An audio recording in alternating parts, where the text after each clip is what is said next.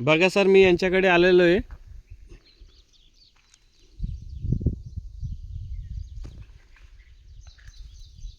सगळे झाडावर लागलेले यांच्या. हे बघ, मी माझ्या हाताने घेतोय सर माची. हां, जळलेली आहे. सगळ्याच एक एक पीसवर टेस्टिंग करतोय मी.